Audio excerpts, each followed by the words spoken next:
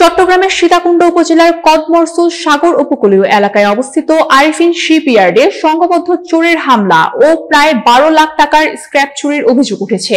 সীতাকুণ্ড প্রতিনিধি মোহাম্মদ রুমিজ আলী জানান, ঘটনাটি ঘটে মঙ্গলবার রাত 1টার দিকে। স্থানীয় সূত্রে জানা যায়, 10 থেকে 15 জনের একটি সংঘবদ্ধ চোরের দল দুটি স্পিড বোর্ডে করে সাগর পথে এসে ইয়ার্ডে প্রবেশ করে।